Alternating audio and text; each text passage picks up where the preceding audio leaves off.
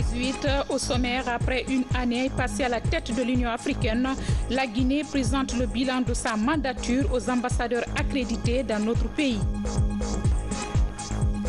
À Boké, la réalisation du port d'Apilon va doter le pays d'un port minéralier et commercial d'une capacité de près de 26 millions de tonnes par an. Un chantier naval est aussi en chantier sur le site.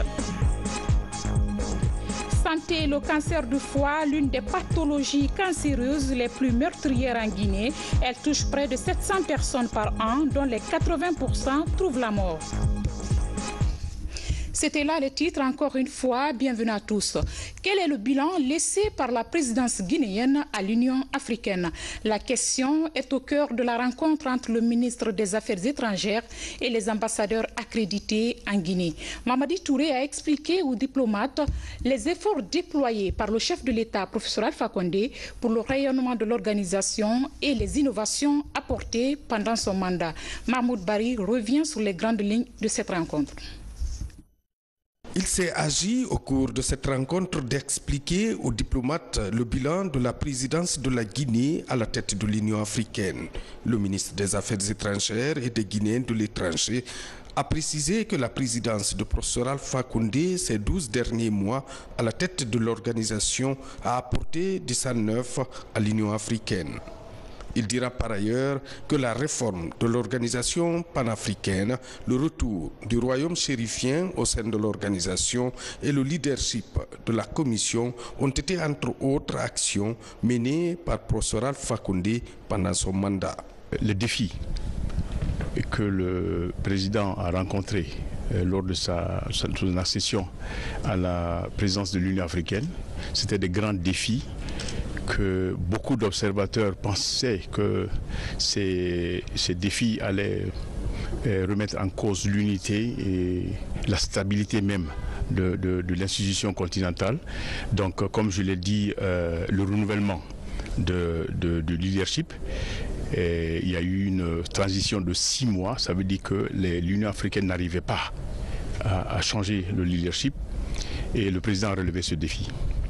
Grâce justement à son esprit de consensus, et il a pu amener les États africains à s'entendre sur un certain nombre de leaders, et non seulement le président de la commission, mais aussi les autres commissaires. Le deuxième, c'était l'admission de l'intégration du Maroc dans l'Union africaine. Et comme je l'ai dit, on avait prédit l'éclatement de l'Union africaine, parce que ça avait divisé l'OUA à l'époque. Et le président, encore par son tact, a réussi à ramener les positions, à obtenir un consensus basé sur la légalité et l'esprit de solidarité africaine. Donc, et le troisième défi, c'est la réforme institutionnelle de l'Union africaine.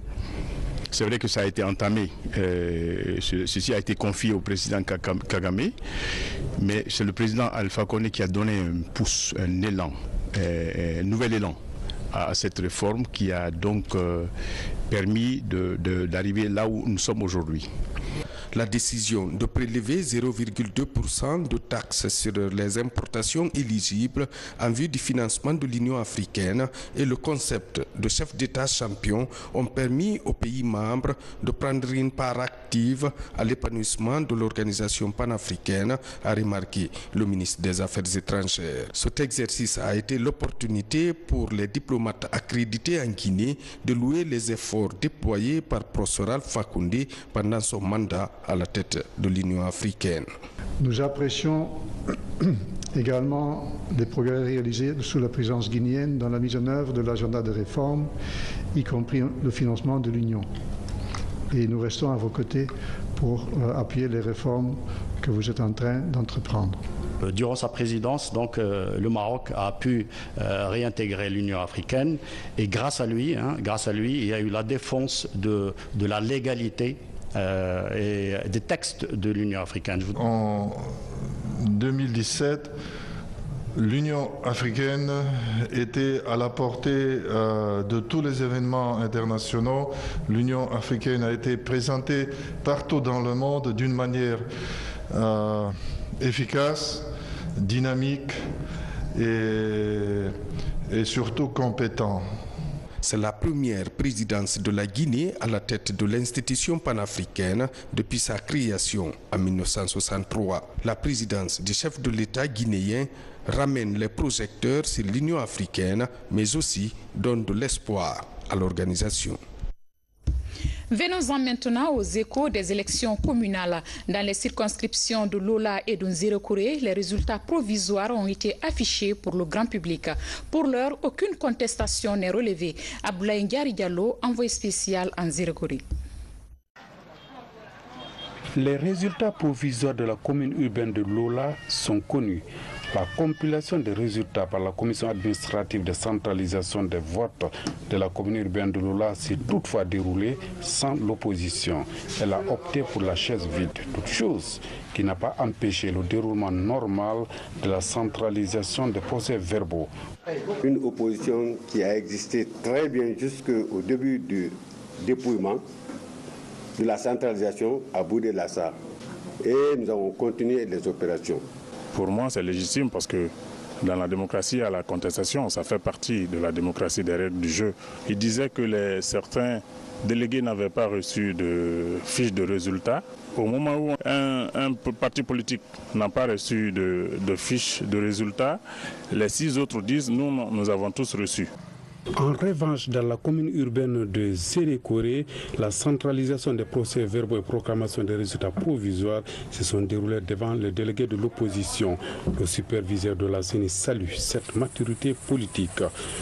Les travaux se sont passés dans les règles de l'art, tant bien par les membres de la commission que même la compréhension par les acteurs. Et donc à Nzérékoré, c'est une accalmie totale. Les résultats de la commune urbaine, c'est publié. Nous avons dit que c'est accepté parce que jusqu'ici, il n'y a pas de contestation formulée par rapport à ça.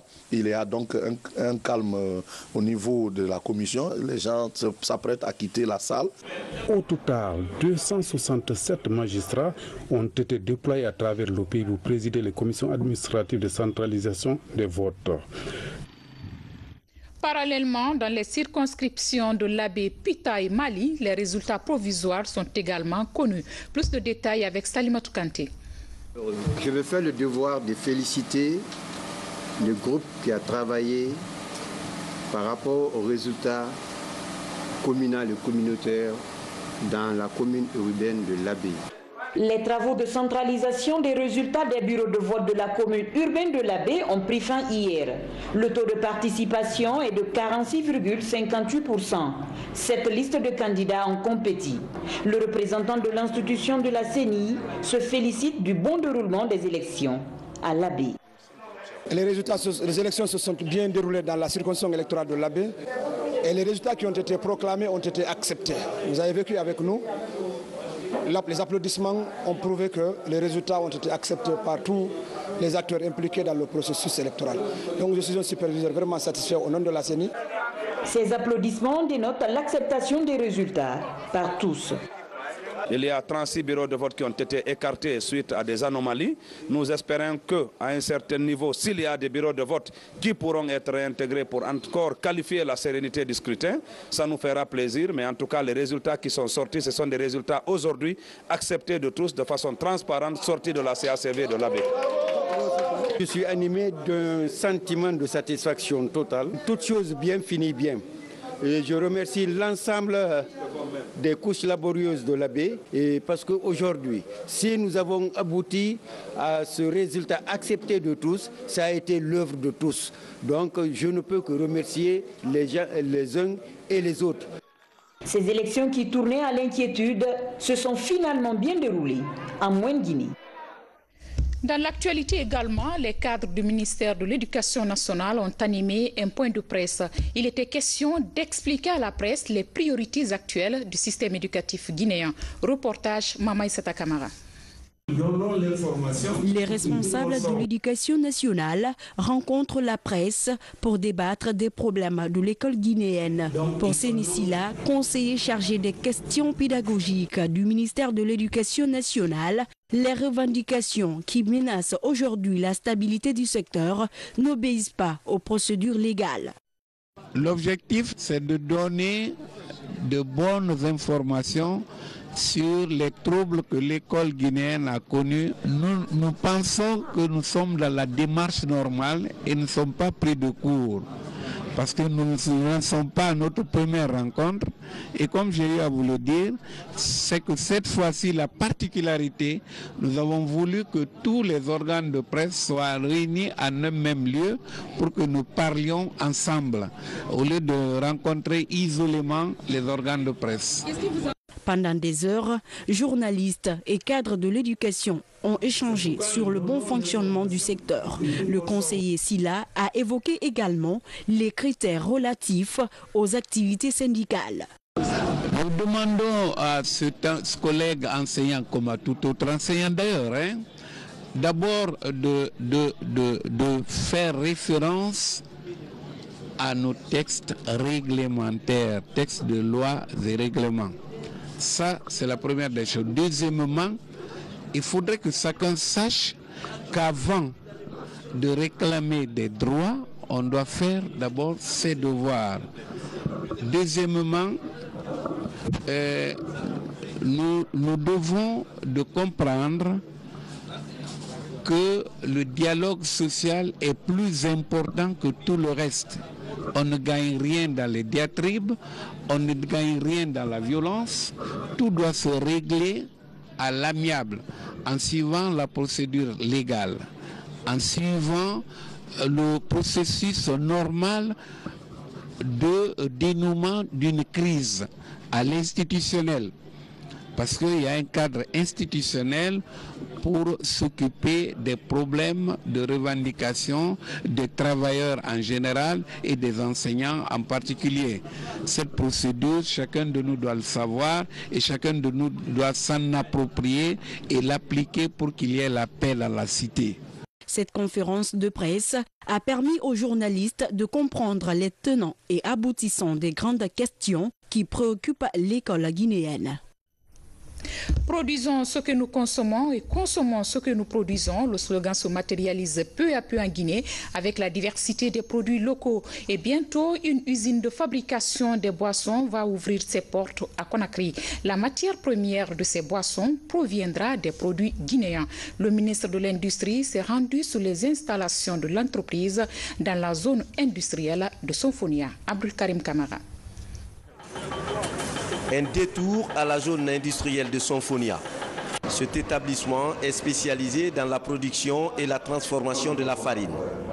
À côté, un immeuble pousse de terre pour abriter une agro-industrie. Les responsables de l'entreprise nourrissent l'ambition d'implanter ici une unité de production de boissons gazeuses, énergisants et de l'eau aromatisée. Un projet qui se veut grandeur nature. On compte produire plus de 50 000 bouteilles par heure, donc ce sera la plus grande unité de production de jus en Guinée et l'une des plus grandes de la région. On va créer des groupements au niveau du pays.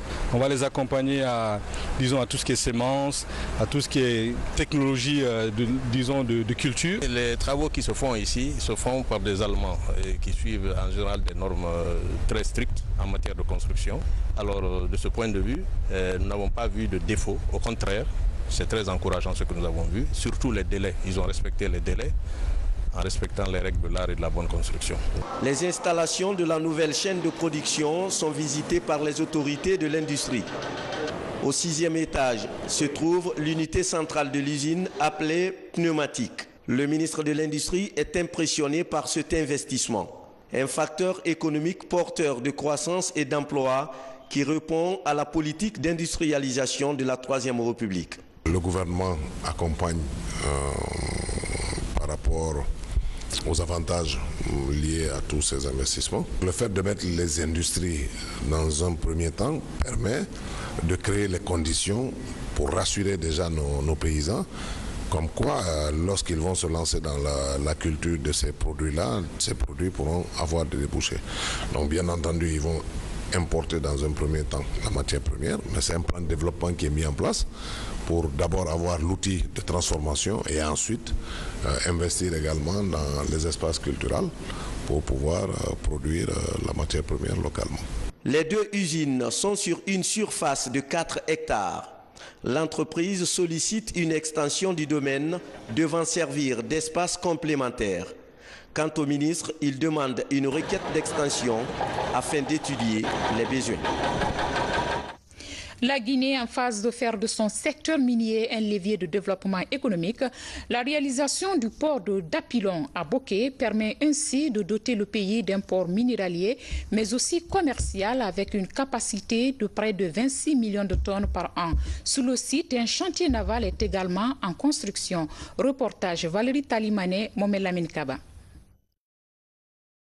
Au-delà de son caractère minier, un chantier naval est en construction au port de Dapilon. Le site dispose d'une capacité supérieure à 25 millions de tonnes par an, ce qui fait de lui l'un des plus grands ports minéraliers au monde. Pour répondre aux attentes commerciales, de grandes installations sont effectuées afin de diversifier le service portuaire. Et cela va permettre de créer de nouvelles capacités, de nouvelles compétences en Guinée, parce qu'ils vont former des Guinéens à la maintenance, à l'entretien de bateaux, et ce sera une première dans toute la sous-région. Une équipe technique composée de Singapouriens et de 25 Guinéens assure le montage et la maintenance des bateaux. L'expérience singapourienne est partagée pour améliorer la qualité des services. Nous avons utilisé les techniques, les principes à la fois chinoises et singapouriennes. Mais bien sûr, les expatriés viennent avec le financement et la technique. Et avec le temps, nous avons toujours formé les Guinéens avec les pour améliorer leurs compétences nécessaires pour ce travail délicat. Après le port de Katogouma, Dapilon est le second port du consortium SMB. Ces différents édifices portuaires vont permettre d'accroître le flux commercial dans l'importation et l'exportation des produits. Ce que je demande, c'est permettre aux populations riveraines de voir ce qui se fait ici. Parce que généralement, quand les populations ne savent pas ce qui se fait dans les localités, elles ont généralement des réserves. Mais c'est permettre à toutes les populations de comprendre les investissements qui se font dans notre localité. Et moi, j'ai espoir pour Boké. Je sais que dans 2 à 3 ans, Boké va bouger. Les premières activités du bateau en construction de Winning African Shipping Energy seront lancées le 10 mars prochain. Un travail qui va créer l'emploi direct à plus de 300 personnes, dont 100 expatriés.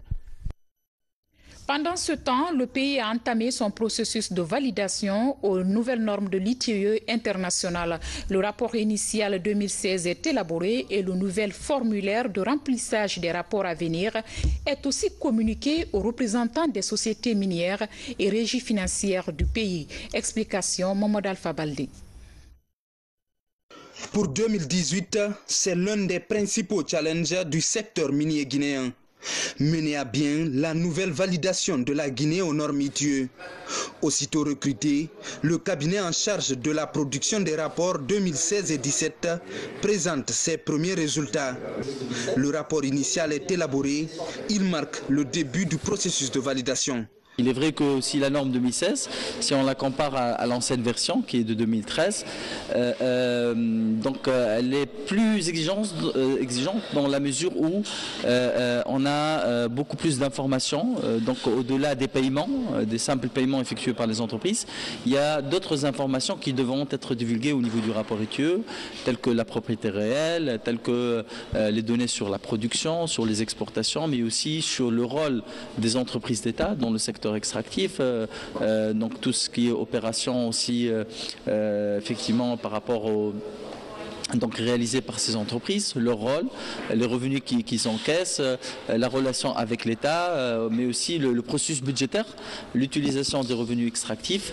Donc tout cela devrait être exposé donc au niveau du rapport ITIE. Puis c'est au tour des représentants des différentes sociétés minières et régies financières de l'État de prendre connaissance de la nouvelle méthode de remplissage des formulaires de déclaration qui sont plus explicites avec la prise en compte de nouvelles exigences. Un des éléments importants de cette évaluation pour notre pays sera le rapport ITIE Guinée 2016. Or, pour avoir un rapport de qualité, il faut des données fiables Ces données sont obtenues grâce au formulaire de déclaration. Le comité de pilotage de l'ITIE-Guinée entend finaliser le rapport en cours d'élaboration en avril prochain. Si la Guinée réussit cette nouvelle validation, le pays pourra attirer plus d'investisseurs miniers et rationaliser davantage la répartition des richesses issues de l'industrie du sous-sol. Par ailleurs, le gouvernement poursuit la réalisation de son programme de désenclavement des zones rurales du pays. Il s'agit de réhabiliter les routes communautaires des zones de grande production agro-pastorale. Cancan vient de connaître le lancement des travaux d'une route reliant la ville à plusieurs greniers. Elle est longue de 48 km. Ansoumane Toumani Camara.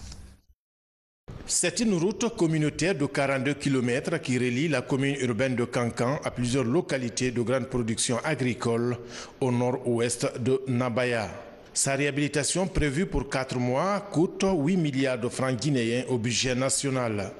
Ce sont les tout premiers travaux d'envergure sur ce axe depuis plusieurs décennies. Les différentes dimensions, on va prendre 10 mètres de large, mais 7 mètres qui sera franchement préparé pour les chaussées. Il y a 18 dallos à réaliser dans le contrat. De mon côté, moi je suis fin prêt. Voici les ingénieurs, les chauffeurs, les opérateurs, voici les engins. Tout le monde est prêt. Jadis, pendant la saison des pluies, nos villages étaient coupés du centre-ville. Vivre aujourd'hui le lancement des travaux de cette route, c'est une délivrance pour nous. Toutes nos gratitudes au président de la République et à son gouvernement. Le désenclavement des zones rurales du pays, un programme ambitieux du gouvernement qui va booster l'économie des producteurs à la base. Pour un résultat escompté de cet important investissement, le maître d'ouvrage tient à la qualité des travaux. Concernant les qualités, je l'ai dit et je réitère, on va pas, ça sera quelque chose qui ne sera pas négociable. Il faut la qualité pour cette route-là. La population a tant réclamé cette route et cette année, on a la chance d'avoir la route. Donc l'entrepreneur doit mettre tout en œuvre pour atteindre une meilleure qualité de route. Les populations de Soumankoyi et les autres localités traversées par cette route ont en marge du lancement des travaux exposé quelques échantillons de leur production. Par la voix des différents porte-paroles, elles ont exprimé leur reconnaissance au gouvernement et posé de nouvelles doléances. À Conakry, ouverture du colloque international sur les regards éthiques pluridisciplinaires en sciences sociales, environnement et santé. Près de 200 chercheurs guinéens et étrangers prennent part à la rencontre. Les travaux portent sur les nouvelles approches pour prévenir d'éventuelles maladies virales hémorragiques. Ça, Amaratolno, ça, Martin Fansenaduno. L'épidémie à virus Ebola a secoué la Guinée, le Libéria et la Sierra Leone. Elle a mis à nu les faiblesses du secteur de la santé, des appuis des partenaires techniques et financiers ainsi que des scientifiques ont permis aux autorités du pays de réussir sa riposte. Après cette phase douloureuse, les membres des comités nationaux d'éthique pour la recherche en santé et de bioéthique et le comité consultatif de déontologie et d'éthique organisent le colloque international sur les regards éthiques pluridisciplinaires en sciences sociales, environnementales et santé. La recherche en santé en Guinée a fait d'immenses progrès au cours de ces dernières années. Actuellement, à cause justement des séquelles de cette maladie, la nécessité de renforcer nos systèmes de santé, la nécessité de mettre en place des structures qui fonctionnent bien, qui sont vraiment au service du patient. Cette nécessité s'est faite sentir et les autorités, en particulier le ministère de la Santé et ses partenaires, font tout pour que notre pays soit 100% prêt au cas où il y aurait une épidémie future. Ces colloques s'articulent autour des communications scientifiques et du renforcement des capacités des participants. Des sessions plénières sont tenues pour permettre un échange d'expériences sur les questions éthiques des chercheurs évoluant dans divers domaines de la santé. Et l'idée de ce colloque, c'est un peu qu'on réfléchisse tous ensemble à tout ça, avec des personnes qui viennent d'horizons très divers. Il y a des gens qui sont des chercheurs en biologie, il y a des médecins, il y a des gens qui travaillent sur l'environnement, les sciences sociales, des ONG qui participent. Et donc tous ensemble, on réfléchisse pour que les recherches qu'on doit mener, comment on va les mener les uns avec les autres pour le bénéfice des populations. La santé humaine est dépendante de la santé animale et le tout dans l'environnement, d'où le concept une seule santé, donc One Health. C'est vraiment une opportunité pour ces spécialistes de se retrouver, de discuter des aspects d'éthique autour donc de ces questions de société, de santé, d'environnement, pour accorder un petit peu aujourd'hui les principes, les règles qui s'appliquent à ces secteurs. Pendant 3 jours, les chercheurs guinéens et internationaux, représentants des institutions d'enseignement supérieur et d'ONG, vont échanger sur les aspects scientifiques et médicaux, les essais thérapeutiques et les questions éthiques pour prévenir ou contenir d'éventuelles épidémies de maladies virales hémorragiques. Santé encore, le cancer du foie, une maladie méconnue par bon nombre de personnes, mais qui fait des ravages chaque année. En Guinée, les chiffres donnent froid dans le dos. Classé 2e maladie cancéreuse après celui du col de l'utérus, le cancer du foie aurait le taux de mortalité le plus élevé. Il touche le cancer environ 700 personnes par an, dont 80% de décès. Hadiet Bari nous fait le point. Le cancer du foie, un tueur bien silencieux selon les spécialistes en charge de la pathologie. En cause, l'absence de symptômes spécifiques qui empêchent le plus souvent le dépistage précoce du cancer du foie chez les patients. Par contre, la consommation abusive de l'alcool et les affections hépatiques sont les principaux facteurs de risque. Ils entraînent chez les malades la tumeur cancéreuse la plus virulente, appelée cancer primitif du foie.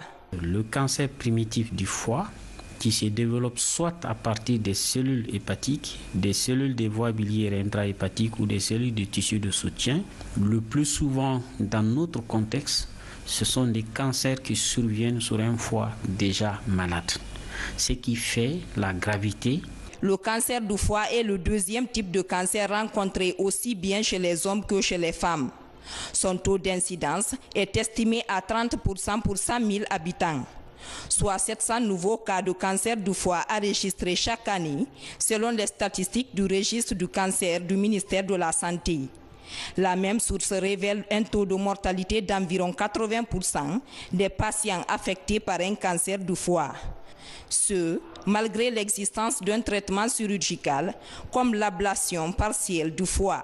Qui consiste à l'ablation, soit d'un lobe. Donc on peut faire une hépatectomie partielle. On a maintenant la radiothérapie conformationnelle, c'est-à-dire c'est une radiothérapie qui vise la lésion et qui permet de traiter la lésion sans dommage sur le foie restant. Ce que nous disposons sur place, c'est la chirurgie, mais qui est très limitée. L'autre traitement qui s'impose pour sauver le patient est la transplantation du foie. Il consiste à remplacer le foie malade par celui d'un don donneur. Un traitement qui nécessite un plateau technique d'immunologie performant encore non existant en Guinée. En attendant, les spécialistes misent sur les mesures préventives comme la vaccination d'envergure contre le virus de l'hépatite B qui entraîne fortement le cancer du foie. Sport en brève imagé, le Guinéen Mamadou Keïta est sacré champion du monde en boxe thaïlandaise. Notre compatriote a battu l'Irlandais Brian Houston, 2 fois champion du monde dans la catégorie 95 kg. Le combat s'est déroulé en Belgique. Le champion Mamadou Keïta est attendu à Conakry pour présenter sa ceinture aux autorités. À présent, faisons un détour du côté de Bagataï, c'est dans la région de Boké. La communauté Baga, une des plus anciennes de la Basse-Côte, conserve encore jalousement sa culture. Elle rappelle surtout le mythique masque Ndemba, appelé par d'autres Nimba. Cette déesse de la fécondité a été magnifiée par la communauté lors du premier festival Ndemba et Art Baga. Marie-Angélique Bangoura.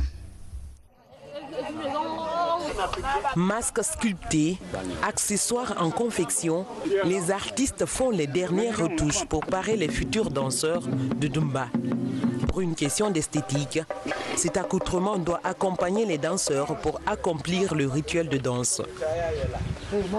Katako est conservateur du Dumba et du style Dumba. Et le Sengbe, à partir du moment où il est créé à partir de Katako, donc franchement, ce Sengbe doit être conservé. Donc à l'issue de cela, nous travaillons le Sengbe. Nous avions fait un mariage entre le Sengbe et le papa, ce qu'on appelle communément le djembé. Donc le djembé, c'est un instrument de musique de la Haute-Guinée, plus le Sengbe qui est de la Basse-Côte, précisément Baga. Comme dans les grandes cérémonies au Bagataï, l'ambiance est exceptionnelle. La communauté Baga accueille le premier festival de Dumba et Art Baga à Katako, sous-préfecture de Bintimodia, préfecture de Boké. Pour ce rendez-vous culturel, l'Art Baga est présenté dans toute sa splendeur. Les villages se distinguent à travers la diversité artistique. Ici, le masque Dumba ou déesse de la fécondité marque les esprits. Il est considéré comme premier masque sculpté au Bagataï, précisément à Binari. Le Dumba, la déesse de la fécondité, créée par Ansuman Samaï. Où il a trouvé le Dumba? En première position, c'est dans la mer. Quand il est venu, au lieu de danser le Dumba à Binari, il a replié, il est venu à Bigori. C'est là-bas où il a dansé le Dumba en première position. Pour moi, Dumba, ça veut dire beaucoup de choses. Parce que quand je danse Dumba deux fois, j'ai des larmes, parce que ça me rappelle beaucoup de choses. Quand je voyais mes parents, mes papas, mes mamans danser avec ça, des fois j'ai la chair de poule, quoi. Pendant 2 jours au Bagataï, les participants découvrent rythme, chant, danse et art Baga. Mesdames et messieurs, c'est avec ces belles images du Bagataï que prend fin ce journal. Grand merci à vous pour votre aimable attention. Passez une excellente soirée. À demain.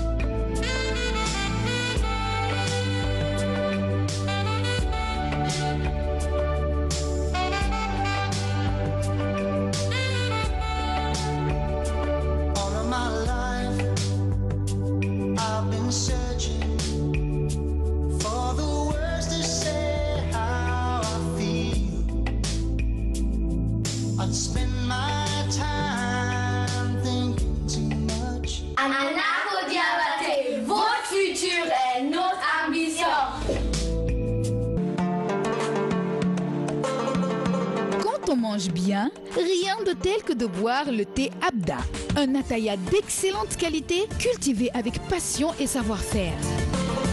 Pure produit de la province chinoise de Jiangsu, les bourgeons de thé Abda sont cueillis au printemps, séchés et emballés par des professionnels aguerris.